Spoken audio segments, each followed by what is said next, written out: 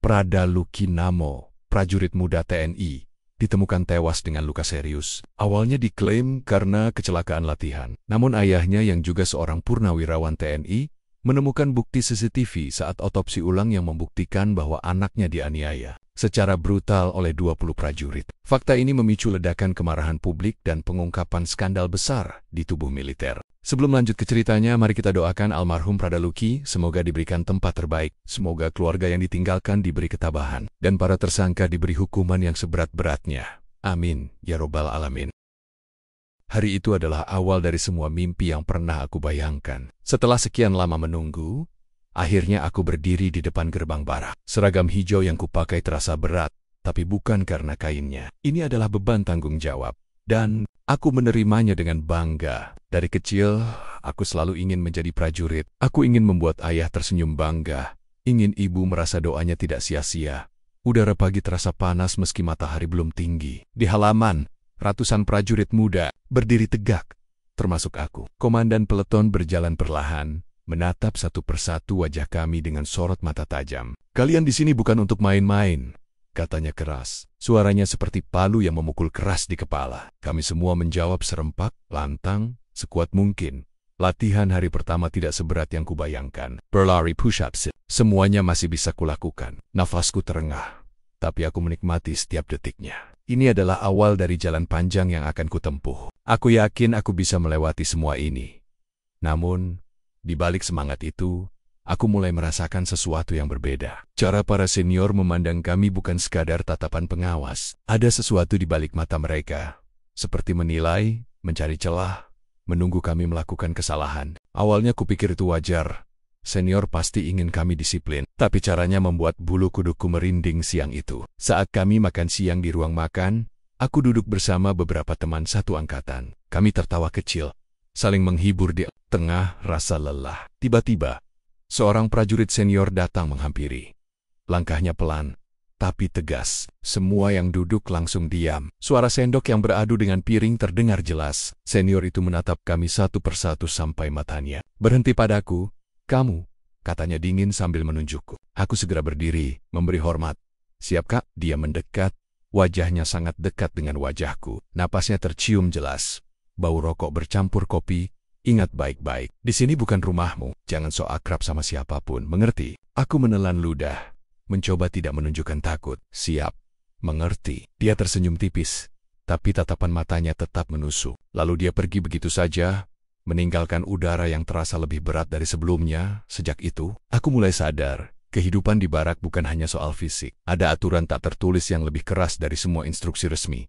Senior adalah raja. Sekali kamu salah, kamu akan kena. Aku pernah mendengar cerita tentang hukuman yang tak manusiawi, tapi kukira itu cuma rumor. Kini, aku tidak yakin lagi. Malamnya, setelah apel malam, aku berbaring di ranjang besi. Tubuhku letih, tapi pikiranku sibuk. Aku memikirkan ayah. Taib pasti bangga jika tahu aku kuat. Ayah selalu bilang, "Jangan pernah takut, laki. Kalau kamu benar, berdirilah tegak." Kata-kata itu selalu jadi pegangan. Aku harus bisa bertahan. Aku harus lulus. Teman sekamarku, Bima, tiba-tiba berkata pelan, "Hati-hati sama mereka." Aku menoleh, menatapnya. Dia tidak menjelaskan siapa mereka, tapi aku tahu maksudnya. Aku hanya mengangguk. Tidak perlu banyak kata. Kami saling mengerti. Lampu dipadamkan, hanya tersisa cahaya redup dari luar jendela. Suara dengkuran terdengar di sudut ruangan, tapi aku masih terjaga. Aku menatap langit-langit, membayangkan masa depan. Aku ingin jadi prajurit sejati, bukan pekan. Aku ingin mengirim gaji pertama untuk ibu, membelikan ayah sepatu baru. Semua itu terasa dekat tapi juga jauh saat akhirnya mataku terpejam. Ada perasaan aneh yang mengendap, seperti firasat buruk yang tidak bisa kusebutkan. Aku mencoba mengusirnya, meyakinkan diri bahwa ini hanya rasa lelah. Besok, aku akan mulai lagi. Besok, aku akan tetap berdiri. Aku tidak tahu bahwa besok adalah awal dari badai yang akan mengubah hidupku selamanya. Pagi itu udara terasa lebih dingin dari biasanya. Embun masih menempel di rerumputan, tapi kami sudah berdiri di lapangan. Suara peluit memecah keheningan, tanda latihan akan dimulai. Aku berdiri di barisan ketiga, mencoba menjaga posisi tegak. Meski kakiku masih pegal dari latihan kemarin, hari kedua selalu jadi ujian mental. Bukan karena fisiknya, Tapi karena tubuh yang belum terbiasa dan kepala yang penuh rasa ragu, komandan berteriak memerintahkan kami berlari keliling lapangan. Aku menarik napas dalam, lalu mulai berlari bersama yang lain. Nafas terengah, keringat mulai membasahi wajahku. Tapi aku tetap berusaha terlihat kuat. Di sini, lemah bukan pilihan. Saat kami selesai, senior-senior berdiri di pinggir lapangan. Mereka tidak ikut latihan, hanya mengawasi dengan tatapan tajam. Beberapa kali aku melihat mereka saling berbisik sambil menunjuk ke arah kami. Ada tatapan yang membuatku tidak nyaman, seperti sedang menilai siapa yang akan jadi sasaran berikutnya. Siang harinya, setelah makan, aku sedang duduk di bawah pohon bersama Bima dan dua teman lain. Kami saling mengeluh tentang betapa kerasnya latihan. Bima tertawa kecil, tapi suaranya seperti ditahan. Dia menoleh ke kanan dan kiri, memastikan tidak ada yang mendengar. Lalu dia mendekat dan berbisik, "Kamu tahu nggak, tadi malam ada anak angkatan kita yang dipanggil senior." Aku mengernyit. "Dipanggil? Buat apa?" Bima menghela napas. "Katanya disuruh push-up sampai pingsan gara-gara ngomong kasar di depan mereka." Aku diam. Cerita itu membuat dadaku sedikit sesak. Aku tidak berani bertanya siapa orangnya. Aku hanya mengangguk pelan, mencoba menenangkan pikiranku. Sore hari, kami kembali latihan fisik. Saat kembali ke barak, suasana berubah. Ada beberapa senior yang berdiri di pintu masuk. Tatapan mereka tertuju pada kami, terutama padaku. Aku tidak tahu kenapa, tapi perasaan tidak enak mulai muncul. Malam itu, sebelum tidur, aku duduk di ujung ranjang sambil mengecek ponsel. Satu pesan masuk dari kakakku. "Gimana kabar? Sehat kan? Jangan terlalu capek." Aku tersenyum tipis, lalu membalas singkat, "Baik, doain aku kuat." Sebenarnya aku ingin cerita tentang tekanan ini, tapi kutahan. Tidak ingin membuat keluarga khawatir.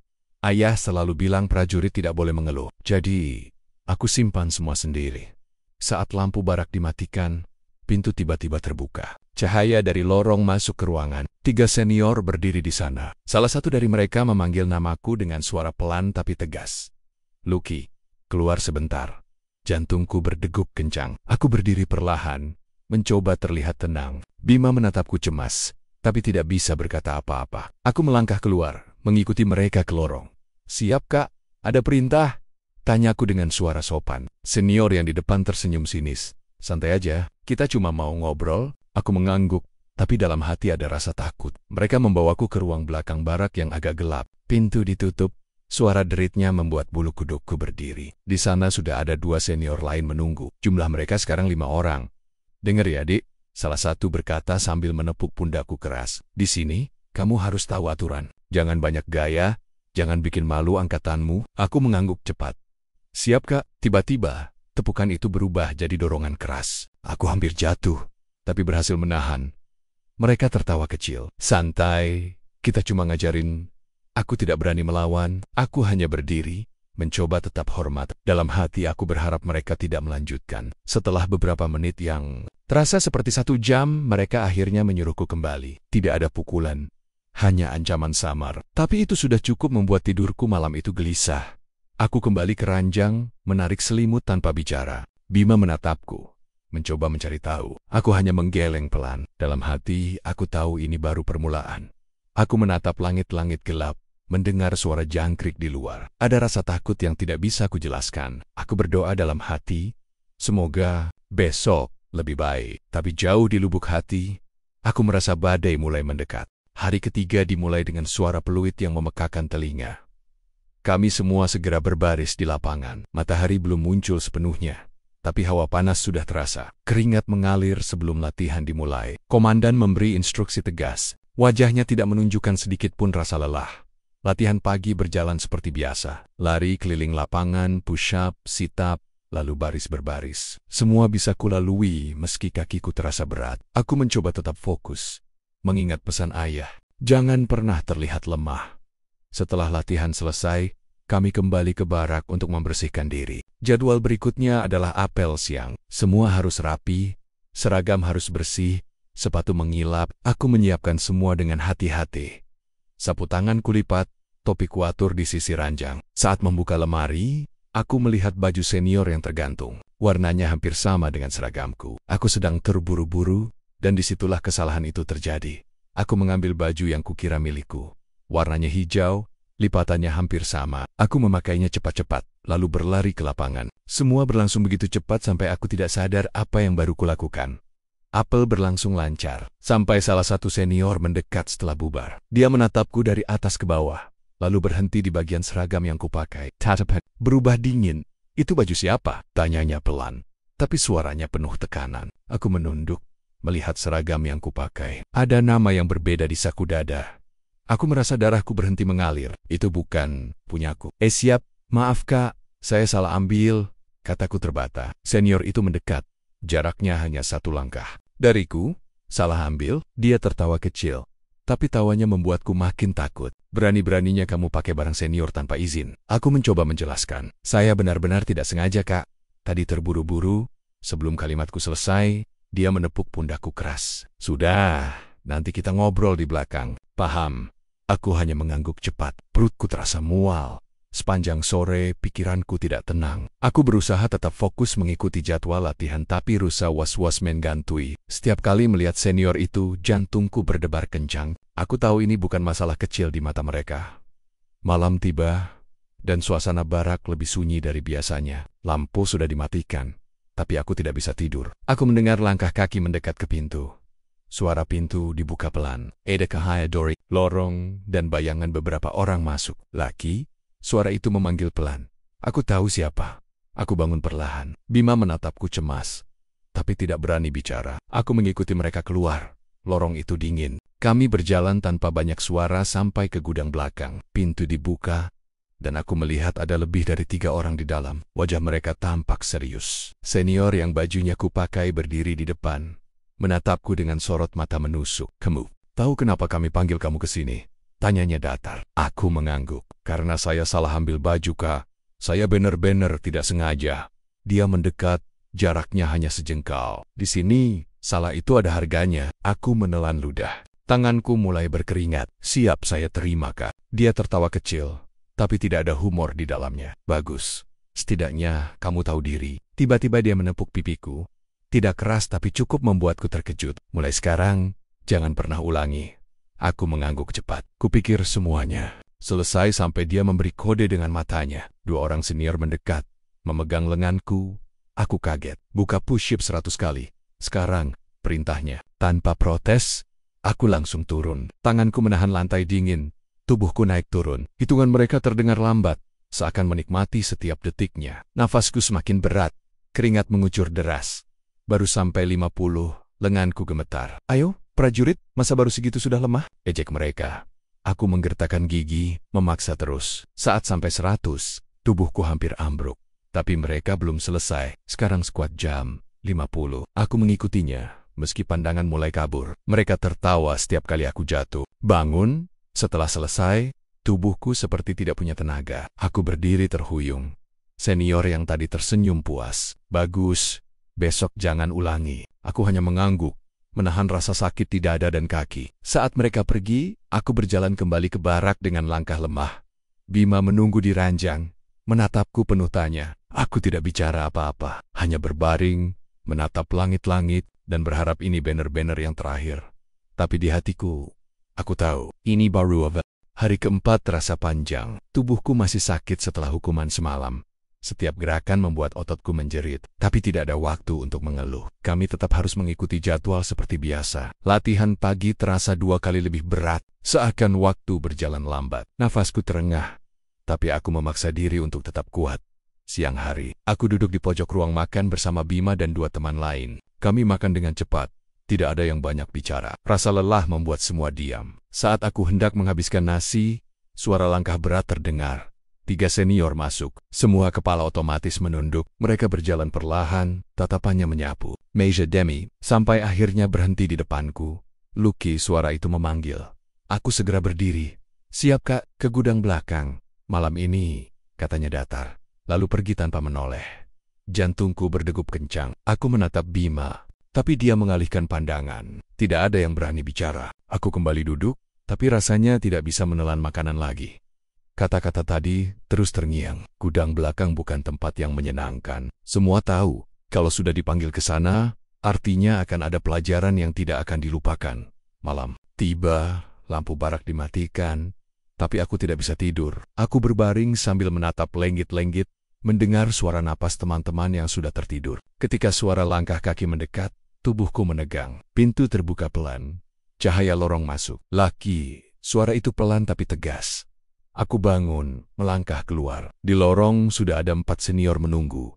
Wajah mereka tanpa ekspresi. Mengikuti mereka tanpa bicara. Kami berjalan melewati koridor sepi. Tidak ada suara selain langkah kaki kami. Sampai tiba di gudang belakang. Salah satu membuka pintu. Bau cat dan besi menyeruak begitu pintu terbuka. Lampu redup menerangi ruangan yang dipenuhi kotak dan peralatan. Di dalam sudah ada 5 orang. Senior lain, jumlah mereka sekarang 9. Aku berdiri di tengah ruangan, mencoba menahan gemetar. Salah satu senior maju, orang yang bajunya kupakai kemarin. Dia tersenyum dingin. Masih ingat kesalahanmu? Tanyanya. Siap, ingat Kak. Jawabku pelan. Bagus.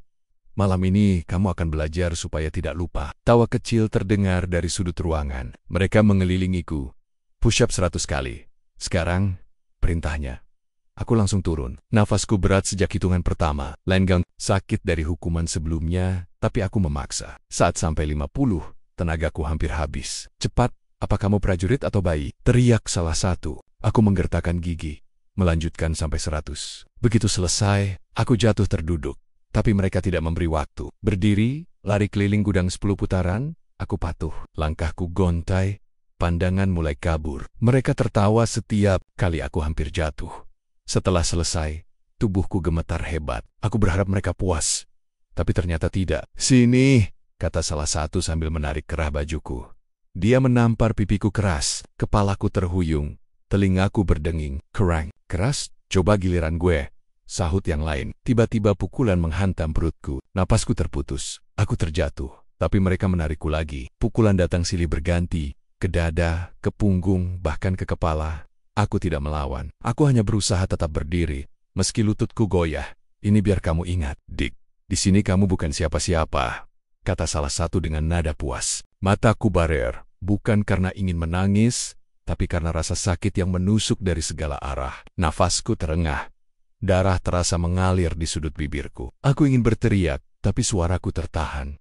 Setelah entah berapa lama, mereka berhenti. Aku terjatuh di lantai dingin. Tubuhku seperti tidak punya tenaga. Mereka berdiri mengelilingiku. Sebagian tertawa kecil. Besok jangan bikin masalah lagi, kata pemimpin mereka sebelum keluar. Aku tetap terbaring, menatap langit-langit gudang yang rimang. Napasku berat, dada terasa perih. Dalam hati aku bertanya, sampai kapan harus begini? Ketika mereka pergi, aku memaksa bangun. Kakiku goyah, tapi aku berjalan pelan kembali ke barak. Setiap langkah terasa seperti jarak berkilometer. Sampai di ranjang, Bima langsung bangun. Wajahnya pucat melihat keadaanku. Laki, kamu kenapa? Bisiknya panik. Aku hanya menggeleng, suaraku serak. Gak apa-apa. Dia menatapku lama, tapi tidak bertanya lagi. Aku rebah, menarik selimut sampai dagu. Tubuhku berdenyut sakit, tapi aku mencoba tidur. Aku tahu, malam ini bukan yang terakhir. Dan entah kenapa, aku merasa semuanya baru akan semakin buruk. Pagi datang seperti mimpi buruk yang belum selesai. Tubuhku terasa hancur. Setiap kali bergerak, rasa sakit menyebar dari bahu sampai kaki. Nafasku pendek, kepala berdenyut, tapi tidak ada waktu untuk istirahat. Peluit tanda bangun berbunyi, memecah keheningan barak. Aku memaksa duduk, lalu berdiri dengan tubuh yang bergetar. Bima menatapku cemas. Kamu yakin kuat, Loki? Bisiknya pelan. Aku hanya mengangguk. Tidak ada pilihan lain. Kami berbaris untuk apel pagi. Matahari bel tinggi, tapi udara terasa panas. Aku berdiri di barisan dengan napas berat, mencoba tidak terlihat lemah. Kalau mereka tahu aku tidak kuat, hukumannya bisa lebih parah.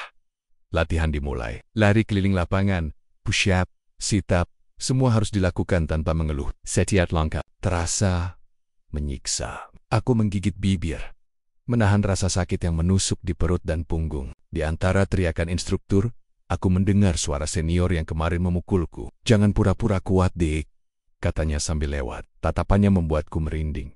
Siang hari, setelah latihan selesai, aku duduk di ranjang. Tubuhku basah oleh keringat. Bima duduk di sampingku, wajahnya serius. Kamu harus hati-hati, Laki. Aku dengar mereka nggak selesai sampai di sini, ucapnya pelan. Aku menghela napas. Aku nggak ngerti, Bim. Aku cuma pengen jadi prajurit yang baik. Kenapa harus begini? Bima tidak menjawab. Matanya menatap kosong ke lantai. Malamnya aku tidak bisa tidur. Setiap kali memejamkan mata, bayangan wajah mereka muncul. Kata-kata mereka terngiang di kepalaku. Di sini kamu bukan siapa-siapa. Aku merasakan ketakutan yang belum pernah kurasakan sebelumnya. Aku ingin pulang, tapi bagaimana caranya? Aku tidak bisa keluar begitu saja. Aku mengambil ponsel yang kusimpan diam-diam. Aturan melarang kami membawanya, tapi aku tidak peduli. Aku menulis pesan untuk ayah. Ayah, Lucky baik-baik saja. Tapi kalau nanti ada apa-apa, tolong jangan tinggal diam. Jari-jariku gemetar. Aku menatap kalimat itu lama sebelum menghapusnya. Aku takut pesan ini malah membuat ayah khawatir. Aku hanya menulis singkat. Ayah, doakan Lucky kuat. Lalu kukirim. Aku rebah lagi, menatap lenggit-lenggit yang gelap. Dalam hati aku berdoa, semoga besok lebih baik. Tapi entah kenapa, parasan tidak enak ini semakin besar. Keesokan paginya, kejadian yang kutakutkan datang lebih cepat dari yang kukira. Saat makan siang, seorang senior mendekat. Dia meletakkan sendoknya pelan di atas meja, menatapku tajam. Malam ini, kamu ke gudang lagi, katanya datar. Aku menelan ludah. Siap, Kak. Dia tersenyum tipis lalu pergi. Aku tidak bicara apa-apa pada Bima kali ini. Aku tidak ingin dia ikut terlibat. Tapi dari tatapannya, dia tahu. Malam tiba. Suara langkah itu datang lagi. Kali ini, lebih banyak. Aku keluar barak, mengikuti mereka. Tanpa perlawanan. Di gudang, jumlah mereka lebih banyak daripada sebelumnya. Aku menghitung cepat. Mungkin 2 kali lipat dari kemarin. Wajah mereka terlihat haus amarah. Masih keras kepala. Ya, salah satu berkata sambil menepok-nepok pundakku keras. Aku tidak menjawab. Sekarang kita lihat seberapa kuat kamu. Sebelum sempat bereaksi, pukulan pertama menghantam rusukku. Rasa sakitnya membuat nafasku tersentak. Lalu pukulan lain menyusul. Ke punggung, ke dada, bahkan ke wajah. Mereka memukul bergantian, seperti sedang bergiliran. Aku berusaha tetap berdiri, tapi akhirnya jatuh tersungkur. Mereka menendangku tanpa ampun. Di sela rasa sakit itu, aku mendengar. Suara mereka bercampur tawa. Seakan-akan aku bukan manusia. Aku hanya benda yang mereka gunakan untuk melampiaskan sesuatu. Setiap kali aku mencoba bangun, tendangan membuatku terjatuh lagi. Udah cukup, nanti mati beneran, salah satu bersuara. Tapi yang lain menimpali. Belum, ini baru pemanasan. Aku tidak tahu berapa lama semua itu berlangsung. Rosanna, seperti selamanya. Saat mereka akhirnya berhenti, aku sudah tidak bisa merasakan tubuhku. Pandangan kabur, napas pendek. Aku mendengar mereka pergi satu persatu. Pintu gudang menutup. Sunyi. Hanya ada aku dan rasa sakit yang membakar seluruh badan. Aku mencoba bangun, tapi gagal. Aku merangkak pelan, menarik tubuhku keluar. Setiap gerakan membuatku ingin berteriak, tapi suara itu tidak keluar. Aku hanya ingin sampai ke barak.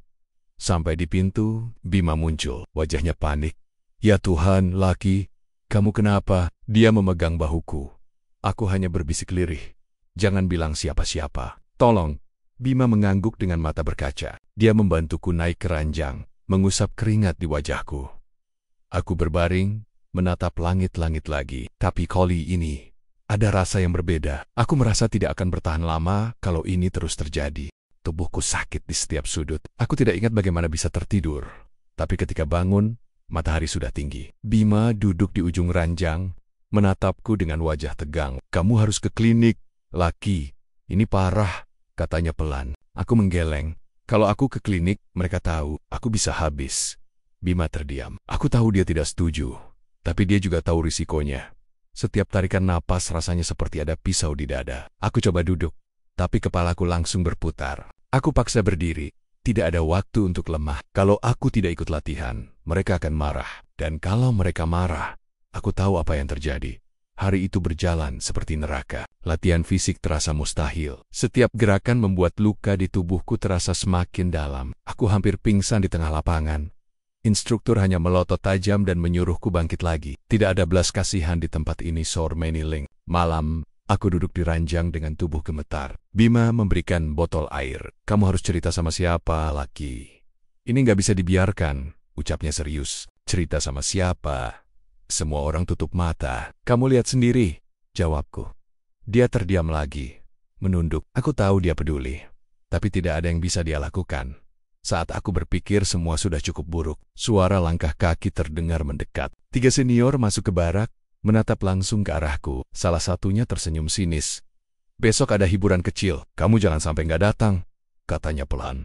Hampir seperti bisikan yang mengancam. Aku hanya mengangguk, meski jantungku berdegup kencang. Mereka pergi begitu saja. Aku menatap Bima, dan kali ini dia terlihat pucat. Laki, ini nggak beres. Mereka lagi rencanain sesuatu, ucapnya dengan suara bergetar. Aku menarik napas dalam, mencoba menenangkan diri. Tapi dalam hatiku, ketakutan mulai berubah jadi firasat buruk. Malam itu aku tidak bisa tidur. Aku hanya menatap ponsel yang kusimpan di bawah bantal. Aku ingin menelepon ayah. Aku ingin bilang semuanya. Tapi aku tahu, kalau mereka tahu aku melapor, aku tidak akan pernah keluar hidup-hidup dari sini. Aku akhirnya mengirim pesan singkat lagi. Ayah, doakan Laki kuat. Besok latihan berat. Hanya itu. Aku berharap ayah membaca pesan itu dan merasakan kalau ada sesuatu yang salah. Pagi berikutnya, suasana barak berbeda. Semua orang terlihat tegang. Tapi ada senyum-senyum aneh di wajah beberapa senior. Seolah-olah mereka menunggu sesuatu yang menyenangkan bagi mereka. Hari berjalan lambat. Latihan tetap ada, tapi pikiranku tidak fokus. Setiap menit terasa seperti hitungan mundur menuju sesuatu yang buruk. Dan ketika matahari mulai tenggelam, salah satu senior mendekat lagi. Malam ini, jangan lupa, gudang belakang. Jangan telat, katanya sambil menepuk pundakku keras. Aku menelan ludah. Rasanya kering. Aku mengangguk pelan. Setelah makan malam, aku mencoba bicara pada Bima. Kalau aku nggak balik nanti malam, jaga barang-barangku. Ya, kataku setengah bercanda, meski hatiku tidak. Jangan ngomong gitu. Aku ikut kamu. Jawabnya cepat. Aku menggeleng keras. Enggak, kamu jangan ikut. Aku nggak mau kamu kena juga. Dia menatapku lama. Matanya basah. Tapi akhirnya dia mengangguk pelan. Jam 9 malam, suara langkah itu terdengar lagi. Kali ini bukan 3 orang, tapi lebih banyak. Aku ikut berjalan di belakang mereka. Udra. Malam terasa dingin, tapi keringat dingin membasahi punggungku. Gudang itu tampak lebih menyeramkan daripada sebelumnya. Lampu redup, pintu terbuka lebar. Begitu masuk, aku terkejut. Jumlah mereka jauh lebih banyak. Aku menghitung cepat, mungkin belasan, hampir 20 orang. Mereka berdiri melingkar, seperti menunggu pertunjukan dimulai. Salah satu senior melangkah ke depan. Dia pemimpin mereka. Wajahnya dingin, matanya tajam. Kamu tahu kenapa ada di sini lagi? Tanyanya. Aku diam. Nafasku berat, karena kamu harus belajar. Di sini, nggak ada yang spesial. Semua sama. Kamu ngerti? Aku mengangguk pelan. Bagus, tapi kamu kayaknya masih keras kepala. Jadi malam ini, kita kasih pelajaran yang bener-bener bikin kamu ingat. Tewak, pecah di sekelilingku. Suara itu membuat bulu kuduku berdiri. Aku tahu, malam ini berbeda. Ini bukan sekadar pukulan biasa. Ada sesuatu yang lebih gelap.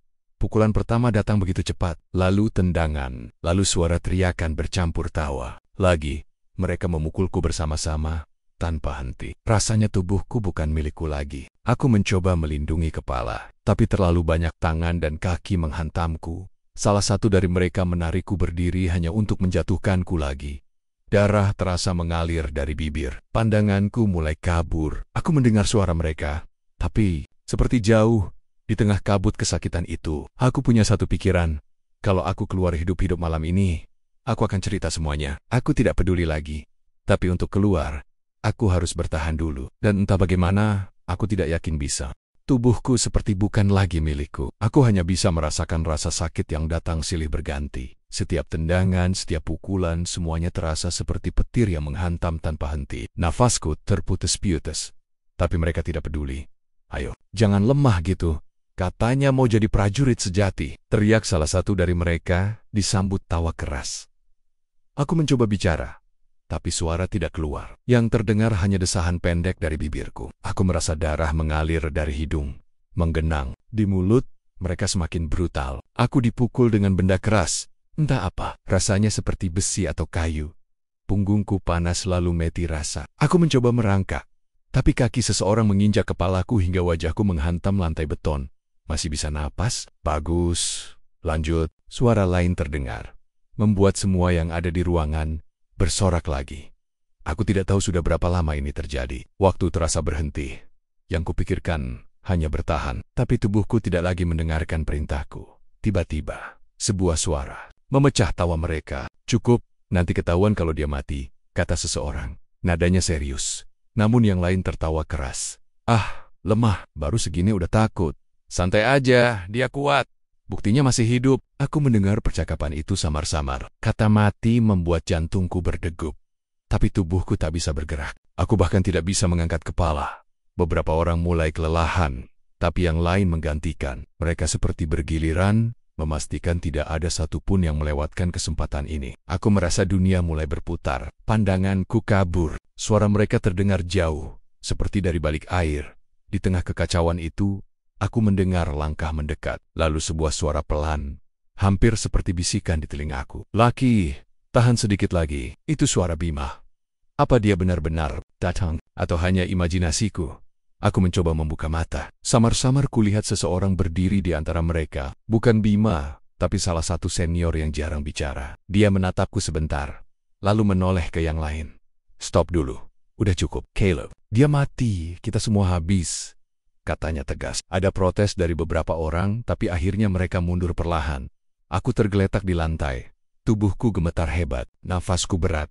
Terdengar seperti siulan. Aku tidak bisa menggerakkan tangan atau kaki. Darah mengalir ke mataku, membuat penglihatan makin buram.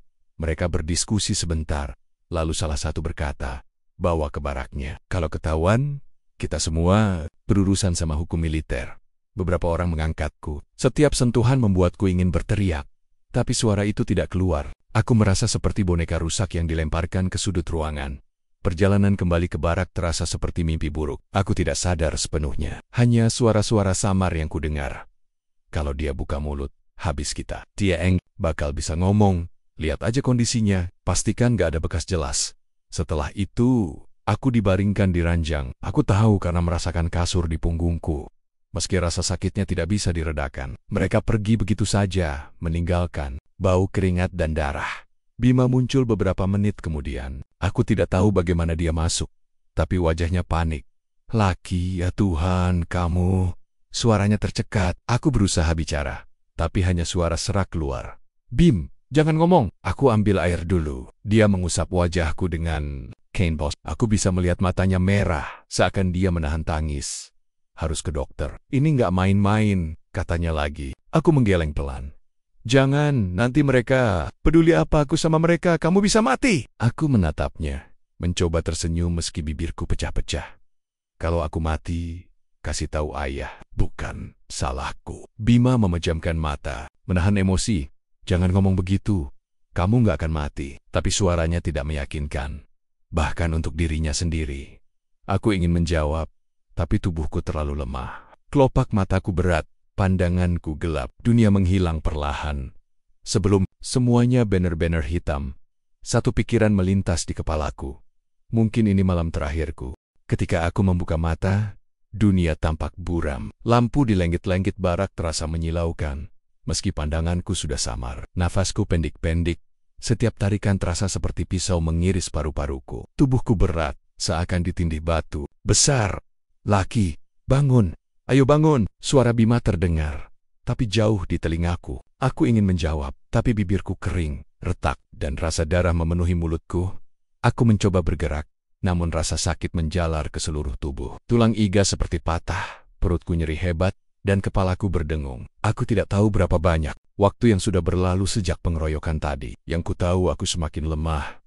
Bima duduk di sisiku, tangannya gemetar saat menempelkan kain basah ke dahiku. "Aku harus bawa kamu ke rumah sakit," katanya lirih. Aku menggeleng pelan. "Jangan." Mereka suaraku hampir tidak terdengar. Aku nggak peduli. Bima mendadak marah. "Kalau kamu mati di sini, semua orang bakal tutup mulut. Mereka nggak akan ada yang peduli sama kamu." Aku menatapnya. Air mata menggenang di matanya. Dia benar-benar ketakutan. Aku ingin bilang kalau aku percaya padanya, tapi kata-kata tidak keluar. Tiba-tiba, suara pintu berderit memecah keheningan. Beberapa senior masuk. Wajah mereka terlihat tegang. "Gimana keadaannya?" Salah satu bertanya. "Dia parah. Harus ke dokter," jawab Bima tanpa ragu. Senior itu melotot. "Gila kamu. Kalau sampai keluar, kita semua habis." "Aku enggak peduli. Lihat dia bisa mati." Bima berteriak. Suasana mendadak panas. Dua senior mendekat dan menarik Bima menjauh dariku. "Mulut lo jangan besar. Lo lupa siapa yang punya kuasa di sini," kata salah satu sambil menahan bahu Bima. Bima berontak. "Kalau dia mati, itu pembunuhan. Lo pikir bisa sembunyiin mayat di markas?" Ucapan itu membuat ruangan hening sesaat. Semua menatapku. Aku bisa merasakan napasku semakin berat. Dunia mulai berputar lagi. Salah satu senior mendekat. Wajahnya pucat. Mungkin karena panik. "Kita kasih dia obat. Dia istirahat. Besok juga sembuh." Katanya mencoba meyakinkan yang lain. Obat? Lo nggak lihat dia sekarat? Bima menjerit. Suaranya pecah. Aku ingin menghentikan mereka, tapi lidahku kaku. Aku hanya bisa mengeluarkan suara serak yang tidak jelas. Mataku mencari Bima. Aku ingin bilang aku baik-baik saja, meski itu bohong. Lalu, rasa sakit menusuk dadaku. Aku tersedak darah. Cairan hangat mengalir dari mulutku. Bima berlari ke arahku, menahan tubuhku agar tidak jatuh dari ranjang. Lucky, tahan, dengar aku. Kamu harus bertahan. Aku tidak bisa. Nafasku terhenti beberapa detik, lalu kembali dengan suara serak yang menakutkan. Para senior panik. Sialan, kalau dia mati sekarang kita mampus. Bawa ke gudang belakang. Cepat. Suara seseorang terdengar tegas. Mereka menarikku dari ranjang seperti menarik karung. Tubuhku terasa ringan, bukan karena mereka kuat, tapi karena aku hampir tidak sadar. Aku mendengar teriakan Bima di belakang, tapi cepat tertelan oleh langkah-langkah. Tergesa, aku dibaringkan di lantai dingin gudang. Bau oli dan debu menusuk hidungku. Mereka berdiskusi cepat. Suaranya seperti bisikan yang bercampur panik. Kalau dia mati, kita harus bilang dia sakit. Udah, jangan banyak omong. Postik, nggak ada yang lihat. Aku mendengar semuanya, tapi tidak bisa bereaksi. Hanya ada satu hal di kepalaku. Ayah, wajahnya muncul samar. Senyum yang selalu menyemangatiku. Aku ingin pulang. Aku ingin minta maaf karena tidak bisa memenuhi semua harapannya. Tiba-tiba, tangan hangat menggenggam tanganku. Samar-samar kulihat Bima di sampingku lagi. Matanya merah, napasnya memburu. Aku nggak akan tinggal diam. Aku janji, Lucky, kalau kamu nggak selamat, mereka semua bakal bayar. Bisiknya. Aku ingin tersenyum, tapi tubuhku terlalu lemah. Pandanganku gelap lagi. Aku mendengar suara mereka semakin jauh, seperti datang dari ujung lorong panjang. Dunia menutup perlahan. Di detik terakhir, aku sadar satu hal. Mungkin ini akhir untukku, tapi jika aku mati, rahasia ini tidak boleh mati bersamaku. Aku tidak tahu sudah berapa lama aku terbaring. Gelap melingkupi pandangan. Hanya sesekali terdengar suara-suara jauh seperti gema di dalam lorong. Tubuhku mati rasa, seolah aku sudah bukan bagian dari dunia ini. Kadang, aku mendengar langkah, kaki terburu-buru, suara orang memaki, dan derit pintu besi yang dibuka lalu ditutup keras. Apa dia? Sudah. Suara itu terdengar samar. Kayaknya napasnya udah nggak ada. Jangan banyak ngomong. Kalau ketahuan, kita semua tamat. Aku ingin berteriak bahwa aku masih hidup, tapi lidahku kaku. Aku hanya bisa mendengar suara Bima yang pecah di antara isak. Kalian hilang. Dia masih bisa diselamatkan kalau dibawa ke rumah sakit. Tutup mulut lo! Suara bentakan keras, memotong. Lalu terdengar suara benturan. Mungkin Bima dipukul. Semua suara itu menjauh perlahan, hingga tak terdengar lagi. Lalu hanya ada keheningan. Aku pasrah, rasanya damai. Meskipun tubuhku hancur, aku hanya ingin tidur. Berharap ketika bangun, aku berada di rumah, duduk di samping ayah. Tapi entah kenapa, aku merasa itu tidak akan terjadi. Sore itu, markas mendadak ramai. Kabar tersebar begitu cepat.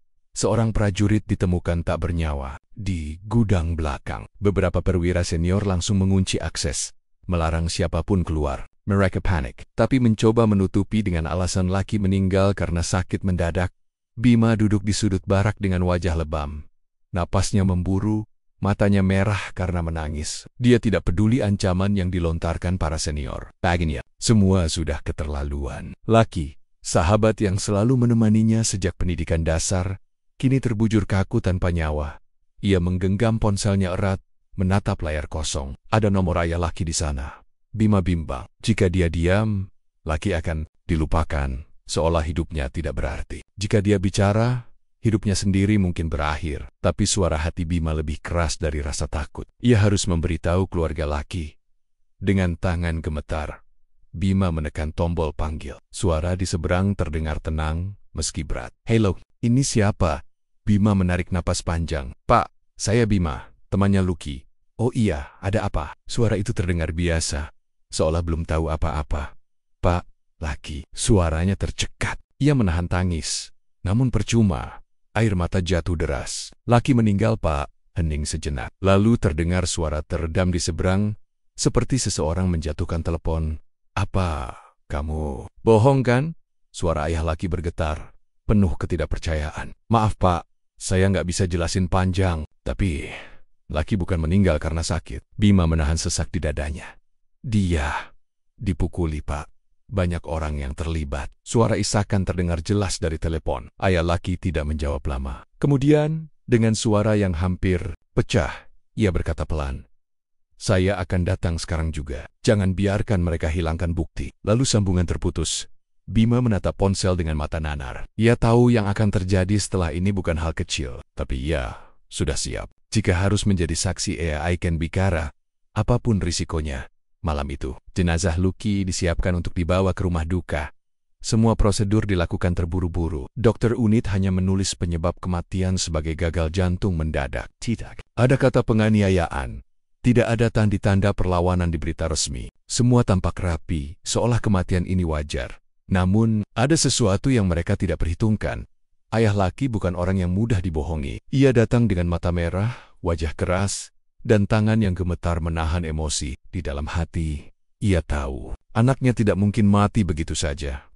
Saat peti jenazah dibuka, ayah laki hampir roboh. Tubuh anaknya penuh luka lebam, wajahnya bengkak, bibirnya pecah. Itu bukan wajah anak yang meninggal karena sakit. Itu wajah seseorang yang dianiaya tanpa ampun. Ia mengepalkan tangan, menahan amarah yang membakar. "Kalian pikir saya nggak tahu apa yang terjadi?" Suaranya berat, penuh ancaman. Beberapa prajurit senior saling pandang, pura-pura tidak mendengar, tapi ayah laki tidak tinggal diam. Dalam hati, ia berjanji, kebenaran ini harus keluar, apapun caranya.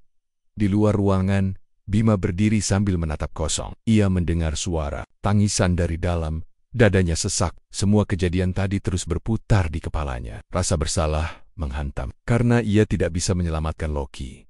Tapi satu hal ia tahu, malam ini hanyalah awal dari badai yang akan mengguncang markas. Langit tampak mendung ketika ayah laki berdiri di depan ruang jenazah. Ia menatap tubuh anaknya yang terbujur kaku dengan wajah penuh luka. Amarah mengalir seperti api dalam dadanya. Mereka bilang laki meninggal karena gagal jantung. Bohong. Luka-luka itu berbicara lebih keras dari laporan manapun. Ayah mengepalkan tangan. Nafasnya berat, seolah setiap tarikan udara adalah bara yang siap membakar. Ia menoleh ke perwira yang berdiri di dekat pintu. "Saya minta otopsi ulang," katanya. Datar, namun suaranya membuat udara di ruangan itu beku. Perwira itu menegang. "Pak, tidak perlu. Semua sudah sesuai prosedur. Kami juga berduka." "Berduka?" Suara ayah menggelegar. "Anak saya mati penuh luka. Dan kalian mau bilang dia kena serangan jantung? Saya bukan orang bodoh." Ruangan hening. Para prajurit saling pandang. Tak ada yang berani bicara. Ayah laki menatap mereka satu persatu dengan sorot tajam. "Kalau kalian pikir saya akan diam, kalian salah besar. Saya akan lapor ke atas. Bahkan kalau perlu sampai ke media." Setelah mengatakan itu, ayah berbalik keluar dengan langkah cepat. Di matanya ada tekad yang tidak bisa digoyahkan. Ini akan jadi pertarungan besar. Tapi dia tidak peduli. Anaknya mati dianiaya, dan keadilan harus ditegakkan di ruang lain. Para senior berkumpul. Wajah mereka pucat. Keringat dingin menetes di pelipis. Salah satu di antara mereka, berpangkat sersan, menatap yang lain dengan panik. "Kita harus beresin ini sekarang juga. Kalau otopsi ulang jadi dilakukan, kita habis. Bukti udah kita amanin," kata yang lain. "Ponsel, pakaian, semua udah kita buang. CCTV juga udah dihapus." Sersan itu menggeleng keras. "Lo yakin dihapus semua? Jangan sampai ada yang keambil sebelum kita bersihin." "Udah biar, gue sendiri yang lakuin," sahut prajurit yang lebih muda. Tapi matanya tidak menatap siapa-siapa. Ada rasa ragu yang jelas. Mereka tidak tahu. Di luar ruangan, Bima mendengar semuanya. Ia berdiri di balik pintu, menahan napas dada berdegap kencang. Jadi benar. Semua ini rencana mereka. 20 orang melawan 1. Mereka bunuh laki seperti hewan, lalu sekarang mau tutupi semuanya. Bima mengepalkan tangan. Hatinya diliputi rasa bersalah, tapi juga marah. Ia tidak bisa lagi diam. Perlahan, ia menjauh dari pintu, berlari menuju sudut barak tempat ia menyimpan ponselnya. Dia harus menghubungi ayah laki-laki. Malam menjelang. Ayah laki duduk di kamar penginapan kecil dekat markas, ponselnya di atas meja. Tiba-tiba ponsel itu berdering. Nama Bima muncul di layar. Dengan cepat ia angkat. "Pak, saya harus kasih tahu sesuatu." Suara Bima bergetar, terdengar seperti orang ketakutan. "Ada apa?" "Mereka lagi nutupin semuanya. Bak-tibak, udah dibuang." "Tapi Pak, saya punya satu petunjuk." Ayah mencondongkan tubuh ke depan. "Petunjuk apa?" "CCTV, Pak. Mereka pikir semua udah dihapus, tapi ada satu kamera yang nyala terus karena sambungan listriknya beda. Gue nggak tahu mereka sadar atau enggak. Kalau kita bisa dapetin rekamannya, Semuanya kebuka. Ayah laki terdiam sejenak. Napasnya memburu. Ini mungkin satu-satunya kesempatan. Bima, kamu yakin? Yakin, Pak. Tapi kita harus gerak cepat sebelum mereka sadar. Di mana letaknya? Di gudang belakang, pojok dekat pintu keluar darurat. Kamera kecil, mereka pasti nggak nge. Ayah mengangguk pelan, meski Bima tidak bisa melihatnya. Baik, kita ambil rekaman itu. Tapi hati-hati. Jangan. Ada yang tahu? Iya, Pak. Setelah menutup telepon, ayah laki menatap cermin di depannya. Wajahnya tampak lebih tua, lelah, tapi matanya menyala dengan tekad. Mereka pikir dia akan terima begitu saja? Tidak. Dia akan bongkar semua ini. Bahkan kalau harus menghadapi seluruh markas sendirian.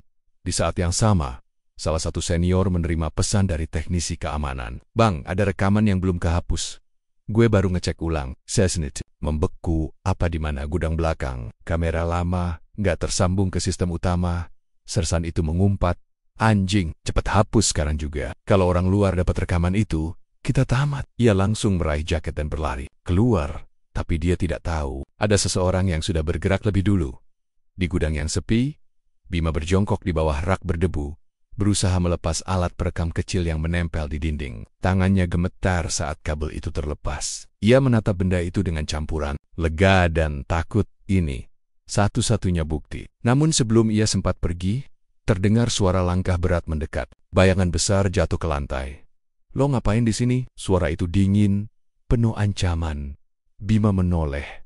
Matanya melebar. Di hadapannya berdiri sersan yang memimpin pengeroyokan malam itu. Wajahnya gelap, sorot matanya tajam seperti pisau.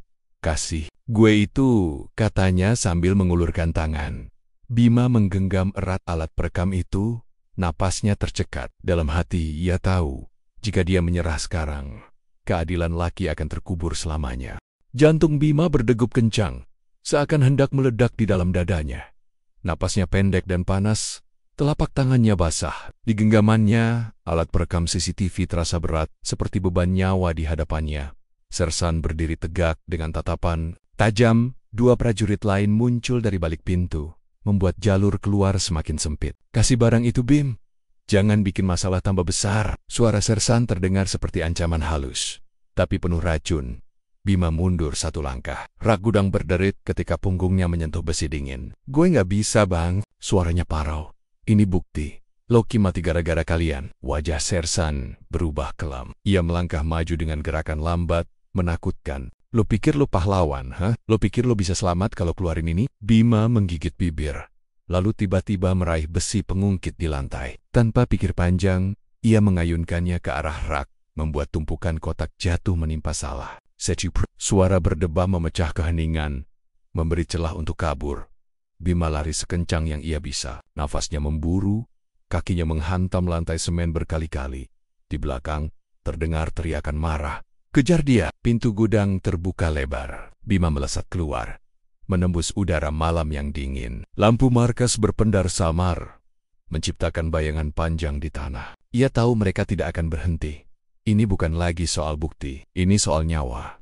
Di sisi lain markas, ayah laki duduk di dalam mobil. Matanya tak lepas dari jam di dashboard. Sudah lewat tengah malam. Telepon Bima belum masuk lagi sejak tadi. Kelesa merayap di dadanya. Ia hampir menekan nomor Bima ketika tiba-tiba ponselnya berdering. Nomor tak dikenal muncul di layar. Pak, saya butuh bantuan. Suara Bima terbata-bata, disertai napas terengah. Mereka ngejar saya. Saya, bawa buktinya. Ayah laki mencengkeram setir. Di mana kamu sekarang? Dekat lapangan belakang. Suara Bima terdengar panik, diiringi teriakan samar di kejauhan. Pak, cepat! Mereka mau bunuh saya! Ayah laki langsung menyalakan mesin. Ban mobil mencicit di aspal. Matanya fokus ke jalan gelap menuju area gudang. Di kepalanya hanya satu pikiran. Selamatkan anak ini dan bawa bukti itu keluar dari neraka ini. Bima berlari melewati barisan truk militer. Napasnya nyaris habis. Kakinya terasa seperti timah panas. Dari belokong, suara langkah berat semakin dekat. Sersan berlari di depan dua prajurit, wajahnya dipenuhi amarah. Berhenti lo, Bim, atau gue habisin lo di sini. Bima tidak menoleh. Ia menekuk badan, menembus celah di antara truk, berharap bisa memperlambat mereka. Dalam sekejap, lampu sorot menyorot sebagian lapangan. Ia hampir sampai ke pagar samping ketika suara tembakan meledak di udara. Dor! Peluru menghantam tanah di samping kakinya, memercikan debu, Nafas Bima tercekat. Mereka benar-benar mau bunuh dia. Tanpa pikir panjang, ia terjun ke parit kecil di pinggir jalan. Tubuhnya menghantam lumpur dingin. Sakit, tapi ia terus merangkak. Ponselnya berdering lagi. Ia meraihnya dengan tangan gemetar. "Pak, saya di parit. Dekat pos samping, cepat Pak." "Sabar, saya hampir sampai." Suara ayah laki keras, bercampur deru mesin. Sersan menggeram, menoleh ke anak buahnya. "Sebar, jangan sampai dia keluar markas." Mereka berpencar, menyisir dengan senter dan senjata teracung. Bima menahan napas di bawah bayangan truk. Lampu menempel di wajahnya, mata menatap ke arah cahaya yang berputar-putar di sekitar. Setiap detik terasa seperti siksaan. Ia tahu kalau tertangkap sekarang, semua berakhir. Tiba-tiba, suara klakson membelah malam. Sebuah mobil berhenti mendadak di ujung jalan tanah. Lampu depannya menyala terang, membutakan mata para prajurit. Dari balik kemudi, ayah laki berteriak, "Cepat masuk!" Bima bangkit secepat kilat, berlari dengan sisa tenaga. Suara teriakan menggema, langkah kaki mendekat, bahkan suara peluru kembali menghantam udara. Tepat ketika Bima hendak melompat masuk ke mobil, Sersan berhasil meraih ujung bajunya.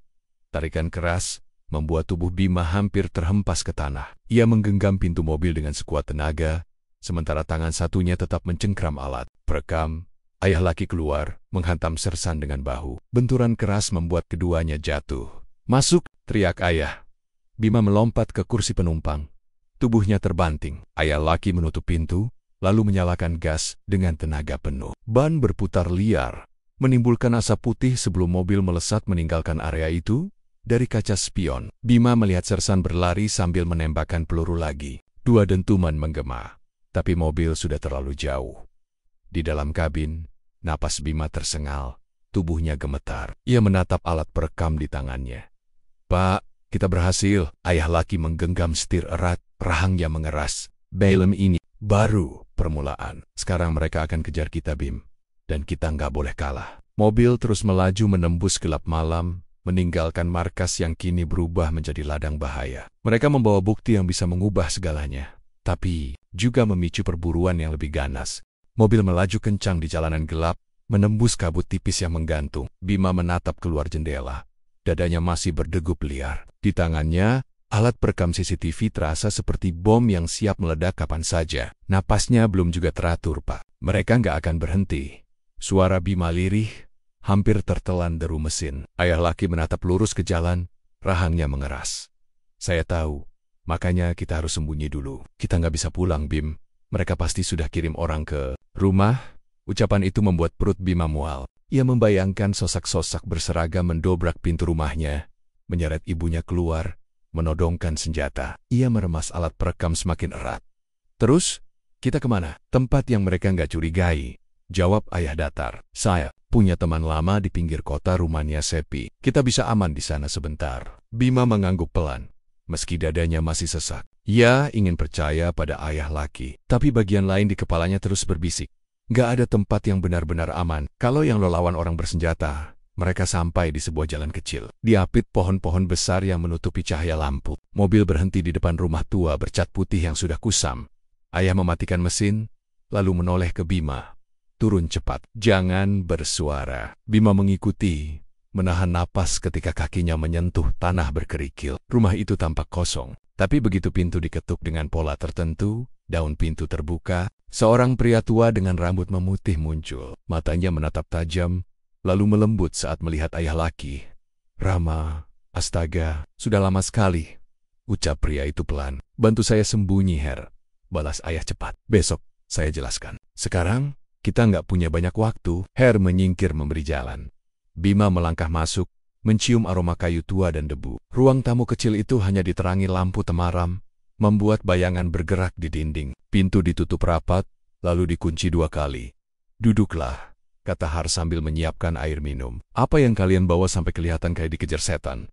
Ayah laki tidak menjawab. Ia hanya melirik Bima, memberi isyarat agar diam. Beberapa menit kemudian, setelah tegukan air, Bima duduk bersandar di kursi kayu yang keras. Tangannya masih memegang alat perekam. Di layar kecilnya, ia sempat memutar ulang sebagian rekaman. Gambar kabur, tapi cukup jelas. Laki dipukul, ditendang, tubuhnya terhuyung, lalu ambruk. Ada suara orang tertawa, ada wajah-wajah yang ia kenal. Baik, air mata menggenang di pelupuk mata Bima. Ia buru-buru mengusapnya dengan punggung tangan. Pak, ini bukti kuat. Kalau kita kasih ini ke media, mereka nggak bisa kabur. Ayah laki mendesah berat. Iya, tapi jangan gegabah. Mereka pasti cari kita sekarang. Kalau sampai ketemu, kita nggak akan sempat kirim apa-apa. JD, kita harus ngapain? Kita tunggu sampai pagi. Saya punya kenalan wartawan di Jakarta. Orang ini bisa dipercaya. Kita kasih bukti ke dia langsung. Bima mengangguk. Meski hatinya gelisah, ia tidak yakin bisa tidur malam ini. Setiap suara dari luar terdengar seperti langkah kaki musuh. Ia meraih ponselnya, berniat mengirim pesan ke ibunya. Tapi layar hanya menunjukkan satu kalimat. Tidak, ada jaringan. Waktu berjalan lambat, malam semakin pekat, dan udara di rumah itu terasa dingin menusuk. Bima duduk di sudut, matanya terus mengawasi jendela. Tiba-tiba suara deru mesin terdengar samar dari kejauhan. Ia menegang. Pak, denger. Enak, bisiknya. Ayah laki berdiri, berjalan ke jendela, lalu mengintip dari celah tirai. Cahaya lampu kendaraan berkelebat di jalan depan rumah, kemudian menghilang. Tapi Bima tahu, itu bukan kebetulan. Mereka sudah nyebar, ucap ayah pelan. Mangke, mereka nggak tahu kita di sini, tapi kita harus siap kalau mereka datang. Her yang sedari tadi diam mendekat. Saya punya ruang bawah tanah. Kalian bisa sembunyi di sana kalau keadaan mendesak. Terima kasih, Har, jawab ayah. Menjelang dini hari, suara anjing menggonggong di kejauhan. Lalu, ada suara langkah, kaki di 3 ketukan keras membuat jantung Bima hampir berhenti. Rama, suara berat memanggil dari luar. Kami tahu kamu di dalam.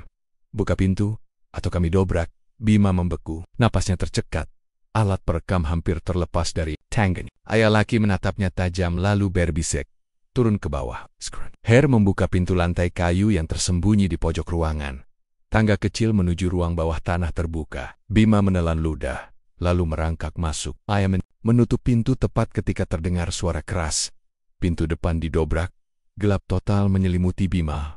Dari atas, terdengar suara langkah berat, suara orang menggeledah, dan dentingan senjata. Ia memeluk alat perekam erat-erat, merasakan keringat dingin mengalir di punggung. Dalam kegelapan itu, satu hal pasti, ini belum berakhir. Gelap menelan semua. Bima duduk di lantai dingin ruang bawah tanah. Lututnya gemetar. Ia mendengar suara langkah di atas kepala, suara sepatu berat yang mondar-mandir, disertai teriakan singkat.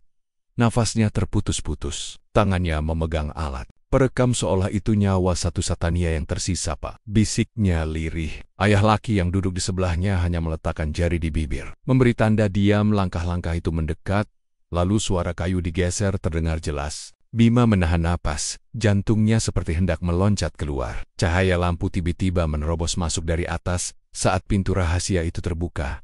Ketemu, suara kasar terdengar, disusul wajah berseragam muncul dari balik lubang. Mata Bima bertemu dengan mata mereka yang dingin. Detik itu dunia runtuh. 2 orang prajurit turun cepat, menarik mereka dengan kasar. Bima melawan, tapi satu pukulan keras mendarat di perutnya, membuat napasnya hilang. Ia terseret ke ruang tamu. Tubuhnya dilempar ke lantai. Di sana sudah ada 4 orang menunggu. Salah satunya, perwira yang pernah ia lihat di markas. Tatapannya dingin, senyumnya tipis. Kalian pikir bisa kabur? Tanyanya. Nada suaranya datar namun menusuk. Ayah laki bangkit perlahan meski ditodong laras senjata. Kalian sudah bunuh anak saya.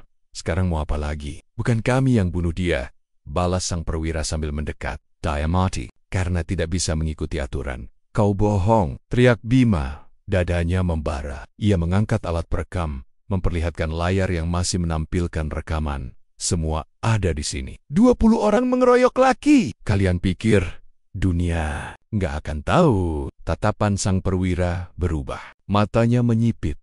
Lalu ia memberi isyarat dengan tangan. Salah satu prajurit merampas alat itu dari tangan Bima. Jangan! Bima berteriak. Berusaha merebut kembali, tapi satu hantaman keras mendarat di pipinya. Pandangannya berkunang darah, terasa di mulut. Bakar ini, perintah perwira dingin. Prajurit itu mengeluarkan korek, mendekatkan api ke alat perekam. Saat lidah api menyentuhnya, Bima merasakan amarah membuncah. Ia melompat, menubruk prajurit itu dengan seluruh tenaga. Tubuh mereka terhuyung, alat perekam terlepas, jatuh menghantam lantai. Api kecil mulai menjilat pojok kaset tapi Bima lebih cepat. Ia meraih alat itu, berlari ke arah pintu. Satu tembakan meletus, menghantam dinding di dekat kepalanya. Telinganya berdenging, Bima, lari! teriak ayah laki. Suaranya bercampur dengan suara benturan ketika ia menahan dua prajurit yang mencoba mengejar. Bima menendang pintu hingga terbuka, lalu berlari keluar rumah, menembus udara dingin yang menusuk. Di belakangnya, teriakan dan tembakan kembali terdengar. Ia tak menoleh. Kakinya berlari sekuat tenaga menyusuri jalan kecil yang gelap. Napasnya memburu, paru-parunya terasa terbakar. Ia berlari tanpa arah, hanya satu hal di kepalanya. Rekaman ini harus sampai keluar. Langit mulai memerah ketika Bima akhirnya melihat cahaya lampu kota di kejauhan. Kakinya nyaris tak sanggup melangkah. Tubuhnya penuh luka. Ia menemukan sebuah warung kecil yang baru buka. Dan tanpa pikir panjang, ia masuk. Meminta izin meminjam ponsel. Tangan gemetar saat ia menghubungi nomor yang diberikan ayah laki sebelumnya. Seorang wartawan senior menjawab. Bima hampir menangis mendengar suara itu. "Tolong, saya punya bukti kematian Pradaluki. Mereka akan bunuh saya kalau ketahuan. Saya kirim sekarang." Ia mengunggah rekaman itu. Butuh beberapa detik yang terasa seperti selamanya. Ketika file terkirim, Bima terisak lega. "Bima, kamu di mana? Sembunyi, jangan balik." Suara wartawan itu tegas. Namun sebelum ia sempat menjawab, suara pintu warung berderit. Bima menoleh dan melihat dua sosok berseragam berdiri di sana. Hari itu, berita meledak di seluruh media. Rekaman CCTV menunjukkan 20 prajurit mengeroyok Pradaluki hingga tewas. Publik marah. Nama-nama mereka tersebar. Penyelidikan resmi diumumkan. Namun, Bima tidak pernah muncul lagi. Tidak ada yang tahu apakah ia berhasil melarikan diri atau hilang bersama rahasia lain. Yang tersisa hanyalah satu pesan yang pernah ia tulis di ponselnya, ditemukan di akun media sosial pribadinya beberapa jam sebelum hilang. Kalau kalian baca ini, jangan biarkan mereka menang. Kebenaran harus hidup, walau kami mati.